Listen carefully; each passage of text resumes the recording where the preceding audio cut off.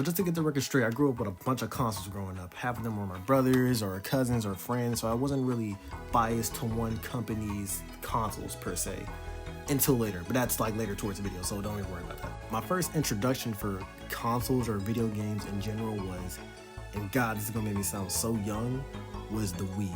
Now, our family, we loved our Wii. I remember growing up and still having our Wii. People were moving on to the next new console and all that jazz, but our family, we were a Wii family. Now, the Wii wasn't the only console that I remember having back in the day, because we also had a PS3, which also released in 2006, which is like, that was just the best year in general. The PS3 was created, the Wii was created, and me, I was created.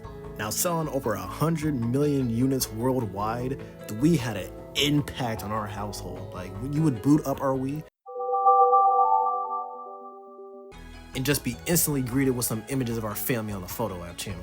And I know most Wii users didn't really use the photo app channel, but seeing my family's photo every time you would boot up the system, it was so personalized. I love that about the Wii. Now, don't get me wrong, the PS3, it was nice playing GTA and Sackboy, but that Wii, man, just the Nintendo charm, I think that's what truly turned me into a Nintendo gamer. So much so that I wanted my first console that was my own to be a Nintendo console. Because like I said before, they were my friends and cousins at the time, so I wanted my own console that I could say it was mine. A couple years passed and I was in middle school at the time, so the Nintendo Switch, it was out for at least like a year or so, and so that was the console I wanted the most. I remember just begging and begging and begging my mom for the Nintendo Switch. Like, that was the only thing I would talk about, that was the only thing I would watch on YouTube. It was just my life at the time. I wanted that thing. And then at the time, I'm so used to talking about the Nintendo Switch to my mom that I don't even realize it anymore, until one day from school, I just come back from my house and just see a new Nintendo Switch box and a copy of Super Smash Bros. Just laying on my bed. You do not know how excited I was when I saw that thing. Like, it looked like I won a Grammy. That's how much I was crying. And then my brother, he went to Walmart with my mom to get the system, and then he told me, he said he was either going to grab Mario Kart or Super Smash Brothers, because my mom asked him what game would he like. And I am so glad that he got me Smash. I mean, Mario Kart is Mario Kart, so everyone likes Mario Kart. But Smash, this was my first Smash game I really played. And then every time you would see me at home, I was on this Nintendo Switch. I was on it every single time you would see me. I was on it so much that I have over 5,000 hours in Smash Brothers.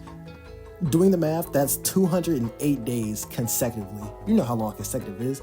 It's right after the other. Every single day I was playing this game. And that's what I love so much about the Switch. It gave me so many opportunities to play these games that I just never played before. One of them is Animal Crossing. Who knew I would have loved Animal Crossing? We all know what happened in 2020. It was a lockdown. We couldn't escape our homes. I got Animal Crossing. I didn't think I was going to play it that much. 400 hours. Just going like that. Just making my island, talking to my villagers.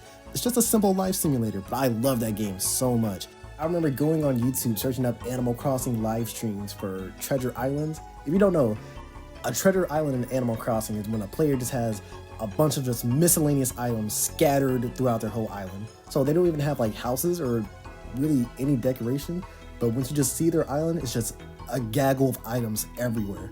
And in Animal Crossing, some items are really hard to get. Like for me, I wanted my entire house to match. I had an aesthetic, I had a vibe, I needed everything. But it was just some items I just could never get by myself. So I had to get on these treasure islands to get the items. And it was just a whole thing. It was really fun at the time. I can never do it now, but back then it was just super fun. And I feel like that's such a good way to describe Nintendo too. Just simple fun. Fun to characters, fun to gameplay, fun environments, just pure fun. And I'm so glad I grew up with this company. And I can't wait to see what it's going to do in the future. Because it only has one direction to go, and that's up.